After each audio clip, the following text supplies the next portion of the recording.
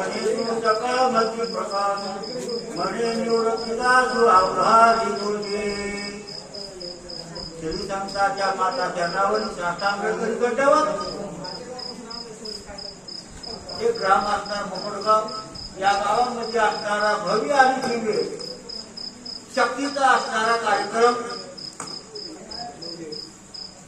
आणि या ठिकाणी असणारा हे पुरुषोत्तम मास अधिक मास हे एक पर्व का, द्वादशीचा पर्व का, ज्ञानेश्वरी पारायणाचा एक सांगता, तसेच या ठिकाणी असणारा जे काही धोंडे महात्मा या ग्रंथाचा एक सांगता असणारी आहे.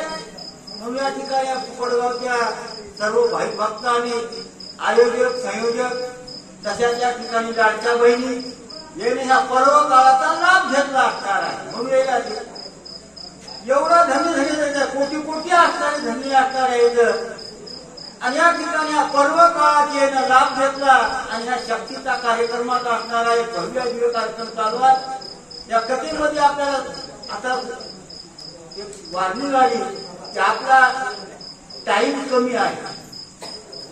टाइम कमी असल्यावर आपल्याला काय करावं लागतं ते सगळ्याला माहिती आहे. महिला मंडळाला या ठिकाणी रोगाने निघायचं म्हणल्यावर हात कसा चढतोय आणि गुत्त घेतल्यावर गुत्त घेतलं की कसं आता हे गुत्त आहे आमच्या मागे.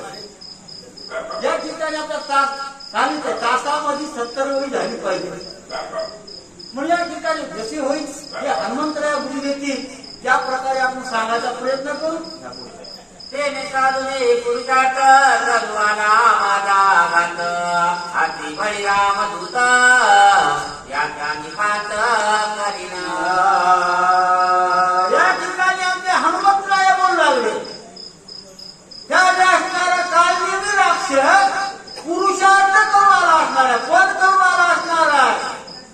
या ठिकाणी हनुमंताला मारण्याकरता आलेला असणार आहे. परंतु मी या ठिकाणी रामदूत असणारा राम भक्त असणार आहे. अशा प्रकारचे बोलायचं बोले ऐसे बोलती कपिंद्र राक्षसा समोर बोल बोलणी विष्णुरा स्वयवानर दर्शावला. या ठिकाणी हनुमंताने विचार केला आणि विचार केल्यानंतर जे बाबूला उभा होता त्या साधूचा पुरा आला कालनेमीच्या आणि पुरा आल्याला मारला ना मारलं नाही. आणि तिची खात्री करून घ्यावं लागते खरंच राक्षस आहे का साधू असणार आहे. याने वेळ घेता साधू मग ओळखावं लागायचं नाही. पण ओळखण्याकरता या ठिकाणी हनुमंतराय आमच्याला प्रयोजन केलं. त्याला खरचड म्हणजे वाईट असणारे राग असणारे शब्द बोलू लागले. अरे पापिया निशाचरा धनी पळते दुराचारा या करुणी मी संहारा कपटचारा शांती पडते. या ठिकाणी तुला कपट करायचे तर मला साक्षात येऊन कर ना. असं साधू करून घेऊन करतो काय ते कपट बाजूला कर, साधू वेश टाकून दे आणि या ठिकाणी वाटतं युद्ध करण्याकडे तयार हो. ऋषी रूप धरणी तापस सर्वाला छळ नाच आता होई सावकाश कलियुगाच निधबळे. म्हणून या ठिकाणी माझा छळ करण्याकरता मला मारण्याकरता एक ऋषीच एका साधूचं वेश घेतलंय. आणि म्हणून या ठिकाणी आता जर तुला खरंच सामर्थ्य असेल शक्ती असेल तर ऋषीचा वेश सोडू दे.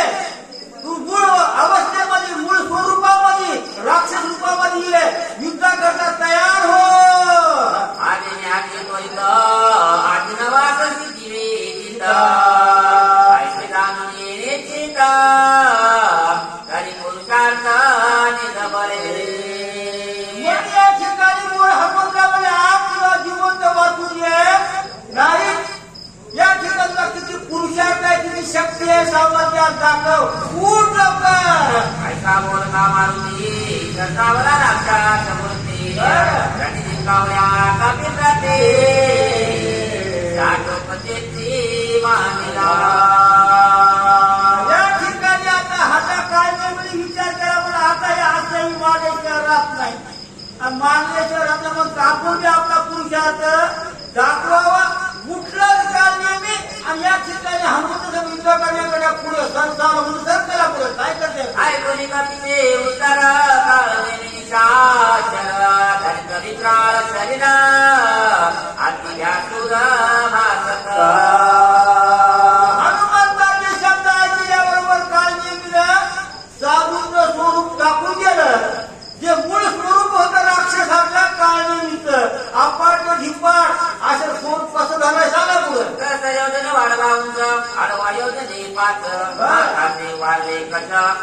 वृक्ष सुरप्राय किती वाढा मग सांगायचं शास्त्रकार सांगायचं 10 योजन म्हणजे 10 चौक 40 कोस उंच वाढा 5 चौक 20 कोस असा उंच वाढा अंगावरचे जे काही केस होते तसे सुळवणे राहावे अशा प्रकारचा काळा कर तो काल निघून राहिलेला आहे. आठी दाडा संकमिता मासाची कांकरी आता सगळी असते निकळत कैसा भासत व्यासुर.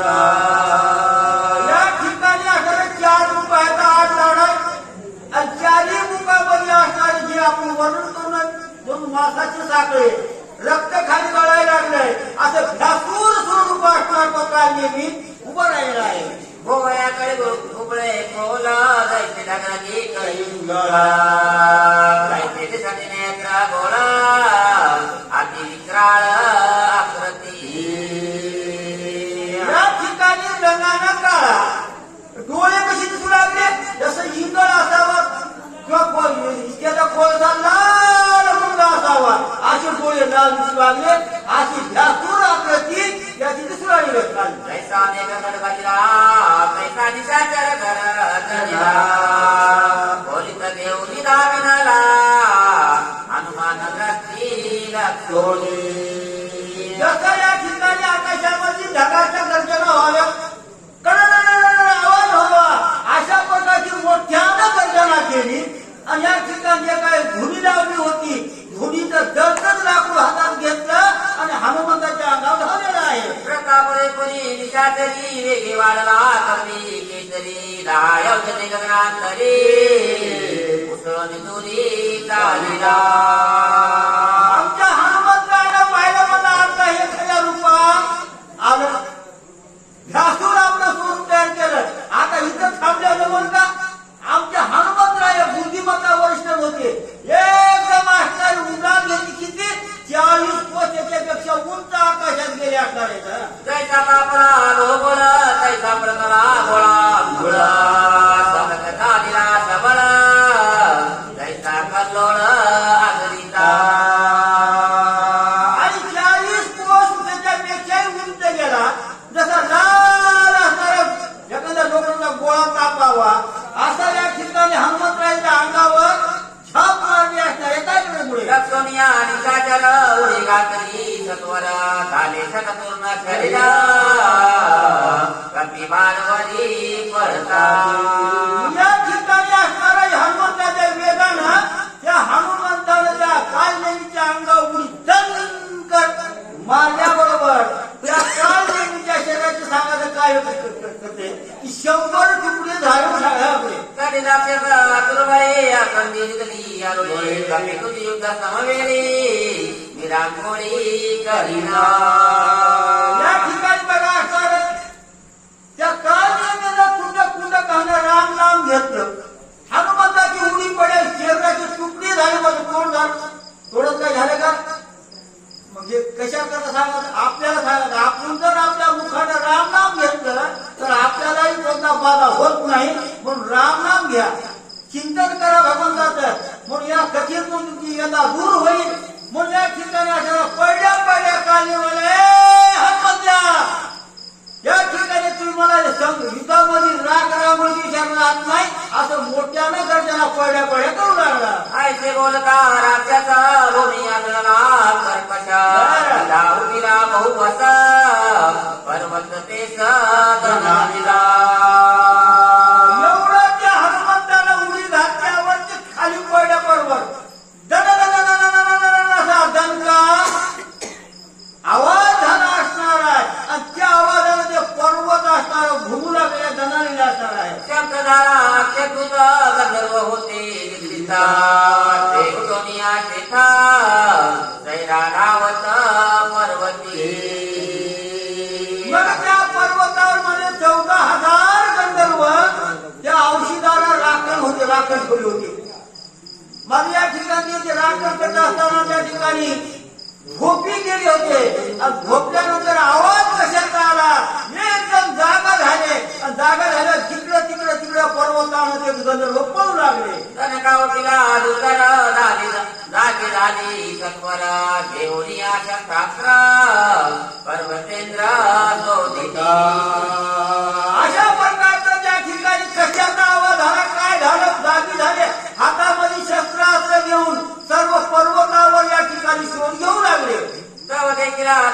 केसरी भवता वेला समासे अपत्यकापी शस्त्रात्रे निती माझी चोरी केली. या ठिकाणी मित्र तिकडे फिरता फिरता हनुमंतराय दिसल्याबरोबर आम्ही कशाचे आणि रात्रीच्या टायमाला चोरी का करतो असे बोलायला तू कोण कैसा कोण आहेसी मध्यरात्री का आलासी पर्वती तेरा विसरसे आज्ञा कोणाची पुजली. या ठिकाणी आले तू कोण आहेस पडलायस आणि अर्ध्या रात्री असे पर्वतावर झैना वैरा फिरायला आज्ञा कोणता विचारली येण्याकरता अशा प्रकारचे गंधर्व बोलायला होते. देशी मध्यान अंधारे तो विचरसे गिरी शिखरे पर्वताकार शरीरे कोण धैवरी पाडासे. या ठिकाणी तू अर्ध्या रात्री आला आणि अर्ध्या रात्री येऊन या ठिकाणी एवढं अपाड ते धिंपाड पर्वतासारखं असतं हे पृथ्वीवर कोणला पाडलं कोण आहे अशा प्रकारचे गंधर्व प्रश्न उत्तर विचारू लागले. एक म्हणते पुसता काय धरा बांधा हात पाय मध्यरात्री विचरत आहे तस्कर होय सर्वथा. आता या ठिकाणी 12 घंटे 12 या ठिकाणी विचारणारे काय विचारायला म्हणजे कोण आहे पटलाय काय विचारू नका. अर्ध्या रात्री आले आज तुझ्याकडे शक्ती आहे म्हणून अर्ध्या रात्री आले वाचू शिक्षक असतील. जर समजा उद्याच्याला मी नाही इथं अर्ध्या रात्री आलो तुम्हाला काय म्हणते लोक अरे अर्ध्या रात्री आली चोर आहे धरा तसे या ठिकाणी विचारू नका. धरा हात पाय बांधा मारा अशा प्रकारचे गंधर्व बोल लागले. ऐसा करती कल्लोळ विनले सभोवती सकळ ते कोणी गोळा मुळा मधुर बोल बोलत. अशा प्रकारच्या कल्लोळ मध्ये घरला करून कोणाचा वेळ कोणला लागला तितक्यामध्ये आमच्या हनुमंतरायाने या ठिकाणी असणारा चिंता केली म्हणजे हा जोडे मधुर वाणीमध्ये या ठिकाणी गंधर्वाला काय बोलू लागले.